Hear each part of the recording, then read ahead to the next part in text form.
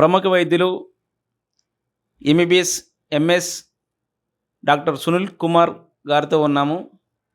Sunil Kumar doctor గారు ఇక్కడ సూర్యాపేట గానీ, హైదరాబాద్‌లో గానీ, మన ప్రపంచవ్యాప్తంగా గానీ అనేక రకాల జనాలకి ఇప్పుడు ప్రస్తుతం ప్రజలలో అనేక రకాల గ్యాస్ ప్రాబ్లమ్స్ వచ్చి చాలామంది బాధపడుతున్నారు. ఈ గ్యాస్ ప్రాబ్లమ్‌లు ఏ విధంగా వస్తాయి? దానికి ఏ మెడిసిన్ ఏసుకోవాలి? ఏ విధంగా తగ్గుతది? ఎన్ని రోజులు నయమైతది? ఇవన్నీ రకాల అపోహల గురించి డాక్టర్ గారిని అడిగి తెలుసుకునే ప్రయత్నం చేద్దాం. సార్ నమస్తే అండి. Welcome to ATV. నమస్తే అండి. Thank you. Sir gas problem అసలు ఏ విధంగా వస్తుంది సార్?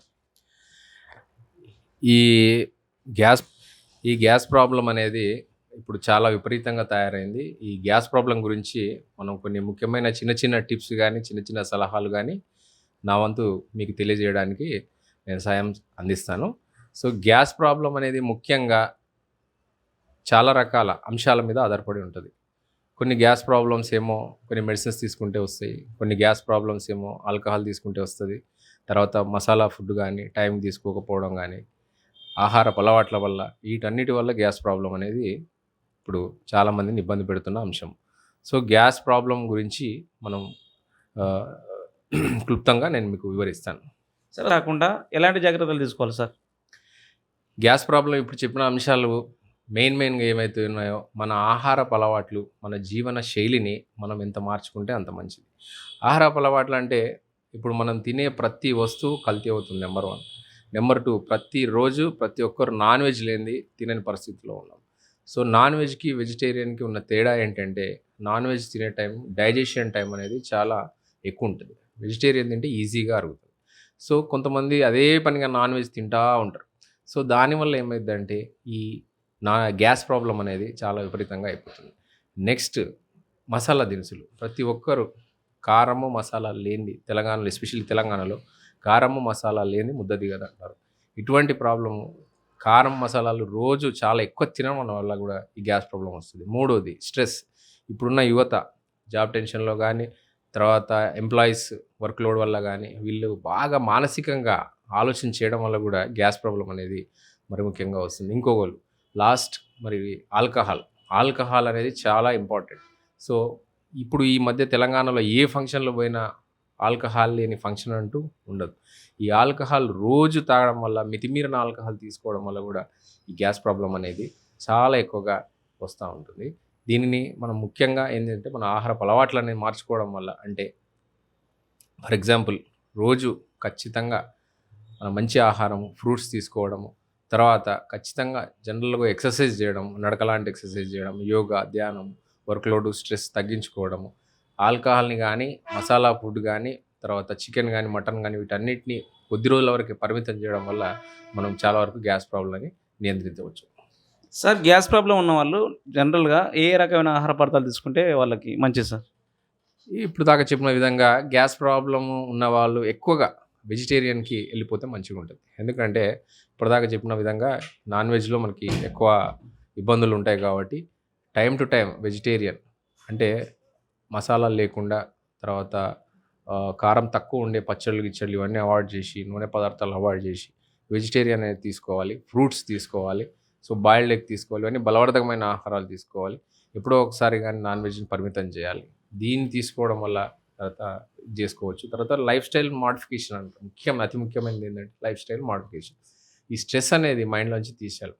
ప్రతి ఒక్కరికి ఏదో ప్రాబ్లం ఉంటుంది. ప్రతి ఒక్కరికి స్ట్రెస్ ఉంటుంది. ప్రతి ఒక్కరికి ఉద్యోగపరమైన ఇబ్బందులు, ఫ్యామిలీ పరమైన ఇబ్బందులు, ఆందోళనలు ఉంటాయి. వీటన్నింటినీ కొన్ని రకాల చిన్న చిన్న సింపుల్ ఎక్సర్సైజ్ వల్ల కానీ, వాకింగ్ వల్ల కానీ, యోగా వల్ల కానీ, ధ్యానం వల్ల కానీ, వీటన్నిటిని కొంచెం స్ట్రెస్ తగ్గించుకుంటే ఆటోమేటిక్గా గ్యాస్ ప్రాబ్లం వస్తుంది. దానికి తోడు మనం ఇచ్చే మెడిసిన్స్, కొన్ని మందులు దీన్ని కూడా గ్యాస్ను తగ్గించి ఏర్పాటు చేస్తాయి. సో మనం ముఖ్యంగా గ్యాస్ ట్యాబ్లెట్లు, గ్యాస్కి వాడే సిరప్లు కానీ అవైతే ఉన్నాయో అవి కొంతవరకు మాత్రమే పనిచేస్తాయి. తర్వాత మిగతా మొత్తం మనం లైఫ్ స్టైల్ మోడిఫికేషన్ మీదనే ఆధారపడి ఉంటుంది. సార్ అదే చాలా వరకు విన్నాం సార్ మేము. కొన్ని రకాల మెడిసిన్ వాడడం వల్ల గ్యాస్ ప్రాబ్లం వస్తున్నారు. అంటే ఏ రకాల మెడిసిన్ వాడితే గ్యాస్ ప్రాబ్లం వస్తుంది సార్? యూజువల్గా మనము ఇప్పుడు ఇంటి దగ్గర ఏదైనా నొప్పులు కానీ, హెడేక్ కానీ ఉంటే యూజువల్గా మనం ఏం చేస్తామంటే ఏదో నొప్పుల గోలు, ఏదో కింద పడితే దెబ్బ తగిలితే నొప్పుల గోలు, ఇంకేదో వాడతాం. సో ఎస్పెషల్లీ పెయిన్ కిల్లర్స్ మితిమీరిన పెయిన్ కిల్లర్స్ వాడకం. కొంతమంది అదే పనిగా వేసుకుంటారు. కొద్దిగా నొప్పి అయినా కూడా టక్‌మని పెయిన్ కిల్లర్ వేసుకుంటాం. అట్లా పెయిన్ కిల్లర్లు అనేటువంటివి చాలా రోజులు, సంవత్సరాల పాటు, నెలల పాటు కంటిన్యూయస్‌గా వాడితే కూడా ఖచ్చితంగా గ్యాస్ ప్రాబ్లమ్ అనేది వస్తుంది. నెంబర్ 2 గుండెకి సంబంధించిన కొన్ని రకాల మాత్రలుంటాయి. ఉదాహరణకు యాస్పిరిన్. యాస్పిరిన్ అనే టాబ్లెట్ గుండెకి సంబంధించిన వ్యాధుల్లో విరివిగా వాడతారు. వాళ్ళకి ఏంది అంటే కొన్ని సంవత్సరాల తరబడి వాడతారు. రక్తం పలచబడే యాస్పిరిన్ అంటారు. క్లోపిడోజల్ అంటారు. ఈ టాబ్లెట్స్ అనేటివి ఏంటంటే రక్తం పలచబడే మెడిసిన్స్ అనమాట. ఈ మెడిసిన్స్ వల్ల కూడా ఇంకా చాలా రకాల మెడిసిన్స్ ఉన్నాయి. ఫర్ ఎగ్జాంపుల్ చెప్తున్నాను. ఈ 2 మెడిసిన్స్ ముఖ్యంగా మనం జనరల్‌గా రొటీన్‌గా వాడే మెడిసిన్స్ చెప్తున్నాను. వీటి వల్ల ఎన్నో సంవత్సరాలు, నెలలు వాడతా ఉంటారు. వీటి వల్ల ఖచ్చితంగా గ్యాస్ ప్రాబ్లమ్ వచ్చే అవకాశాలు ఉంటాయి. వీటికి తగ్గట్టు మనకు తప్పదనుకున్నప్పుడు మాత్రమే వేసుకోవాలి. ఒకవేళ డైలీ వేసుకునే పరిస్థితి ఉంటే వాటితో పాటు ఇవి గ్యాస్ బిల్లులు కూడా కలిపి వేసుకుంటే మనకు ఫర్దర్‌గా ఎఫెక్ట్ రాకుండా ఉంటుంది. సార్ గ్యాస్ ప్రాబ్లమ్ వచ్చిన వాళ్ళు గ్యాస్ ట్రబుల్ వచ్చిన వాళ్ళు మామూలుగా ఎన్ని రోజులు మెడిసిన్ వాడితే వ్యాధి నయమవుతుంది? ఇప్పుడు గ్యాస్ ట్రబుల్ అనేది నిర్దిష్టమైన కాలానికి గానీ, నిర్దిష్టమైన వ్యవధికి గానీ సంబంధించి అనేది ఏది ఉండదు. గ్యాస్ ట్రబుల్ ఒకరికి ఒక వారంలో తగ్గిపోయినోళ్ళొస్తారు. ఒక 2 నెలల్లో తగ్గిపోయినోళ్ళొస్తారు. 2 నెలలు పడితే ఇంకా 6 నెలలు వాడినా కూడా తక్కువ కాదు. అది డిపెండ్స్ అపాన్ మన బాడీకి ఇందాక చెప్పినట్టు లైఫ్ స్టైల్‌కి సంబంధించి, మన మెడిసిన్స్‌ని బట్టి, మన ఫుడ్ అలవాట్లను బట్టి. కొంతమంది టాబ్లెట్లు వేసుకుంటారు, తెల్లారి మళ్ళీ నాన్ వెజ్ తింటారు. కొంతమంది టాబ్లెట్లు వేసుకుంటారు, తెల్లారి ఆల్కహాల్ తాగుతారు. ఇటువంటి వాళ్ళలో మాత్రం చాలా వరకు గ్యాస్ ట్రబుల్ అనేది పోదు. వీళ్ళు టెంపరరీ మందులు వాడతారు, బంద్ చేస్తారు. మందులు వాడతారు, బంద్ చేస్తారు. కొన్ని రోజులు వాడి లైఫ్ స్టైల్ సరిచూసుకుంటే మాత్రమే ఈ గ్యాస్ ప్రాబ్లమ్ తగ్గుతుంది. ఎన్ని రోజులని నిర్దిష్టంగా చెప్పలేము కానీ, యూజువల్‌గా మనం ఇచ్చే కోర్స్ వల్ల ఒక 14 రోజులు, నెల రోజుల్లో మనం గ్యాస్ ప్రాబ్లమ్ ఇస్తే తప్పకుండా ఒక 30-40% రిలీఫ్ ఉంటుంది. తర్వాత స్లోగా ఆ మెడిసిన్ అనేది చిన్నగా మనం తగ్గుకుంటూ వస్తే ఆటోమేటిక్‌గా అది గ్యాస్ ప్రాబ్లమ్ మనం జయించవచ్చు. సార్ ఏ రకమైన మెడిసిన్ తీసుకోవడం వల్ల గ్యాస్ ప్రాబ్లమ్ అనేది తగ్గుతుంది సార్? గ్యాస్ ప్రాబ్లమ్‌కి ట్రీట్మెంట్ అనేది ఇప్పుడు చాలా మెడిసిన్స్ వచ్చినాయి. అంటే ఇప్పుడు మెడికల్ లాంగ్వేజ్‌లో చాలా ఉన్నాయి. ప్రోటాన్ పంపింగ్ ఇన్హిబిటర్స్ అని, తర్వాత వూండ్ సిల్లర్స్ అని చాలా ఉన్నాయి. వీటన్నిటిలో మనం రొటీన్‌గా వాడేది ప్రతి ఒక్కరికి తెలిసిందే ప్యాంటాప్రోజోల్ టాబ్లెట్ వాడతారు రొటీన్‌గా 40 ఎంజీ. తర్వాత సుక్రమాల్ సిరప్ ఏమన్నా గ్యాస్‌లో అల్సర్స్‌లో ఫామ్ అయితే వాటిని బేస్‌ని హీల్ చేయడానికి. తర్వాత కొత్త డ్రగ్స్ వచ్చినాయి. ఇప్పుడు ఈ లాప్రోజోల్ అని, నెక్స్‌ప్రో ఆర్‌డి అని.